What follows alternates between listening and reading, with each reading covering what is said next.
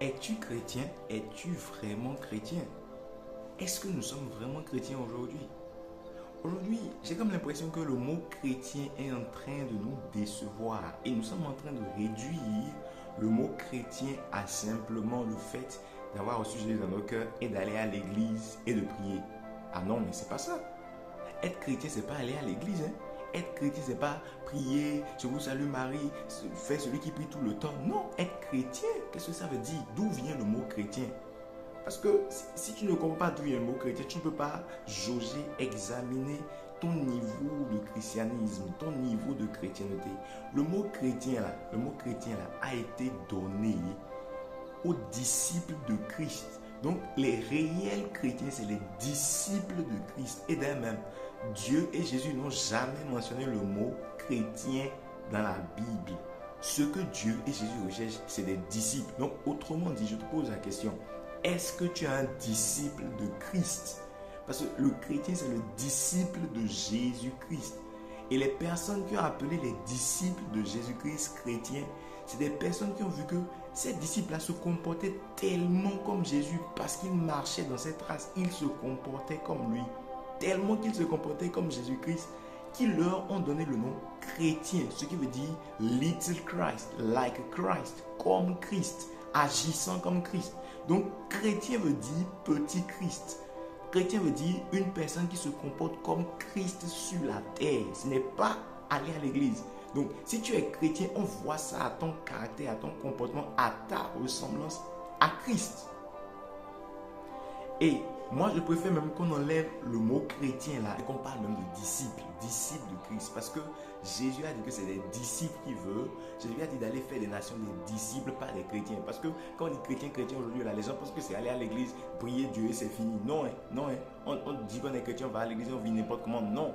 Jésus a dit, si quelqu'un veut venir après moi, qu'il fasse quoi? Qu'il renonce à lui-même. C'est ça le vrai christianisme. C'est suivre Jésus là.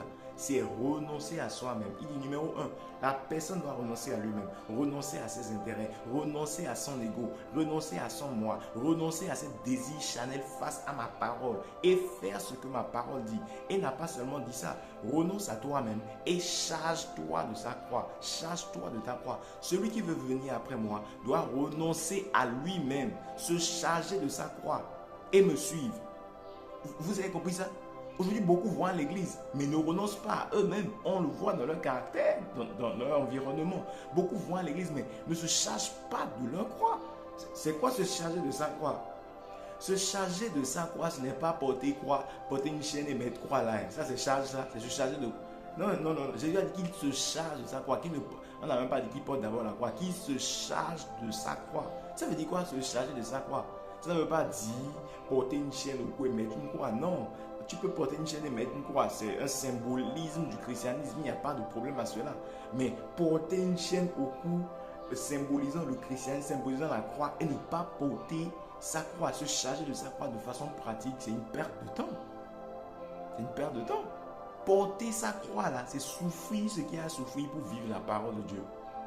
Se charger de sa croix là, c'est souffrir ce que tu dois souffrir pour ne pas aller à la fornication. C'est souffrir ce que tu dois souffrir pour ne pas faire les choses de ce monde-là.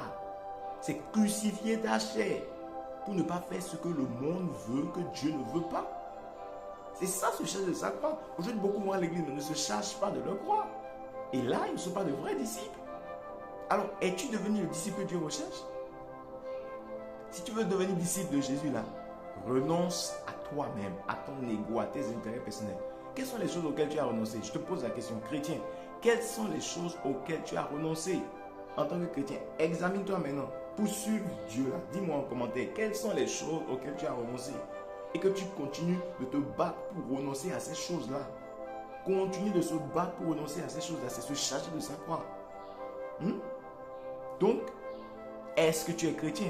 Examine-toi, note-toi sur 10. Note ton christianisme, note ton disciple-là sur 10 pour voir si selon ce verset Luc 9, 23, si vraiment tu as renoncé à ton moi, à tes intérêts, à tes désirs charnels contraires à la parole de Dieu, et si chaque jour tu prends ta croix, tu portes ta croix, tu te charges de ta croix, tu souffres ce que tu dois souffrir, tu endures ce que tu dois endurer pour faire ce que Dieu veut.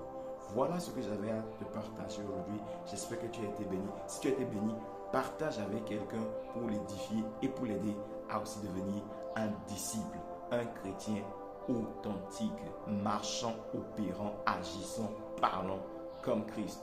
Shalom, c'était le pasteur Kevin Adamo.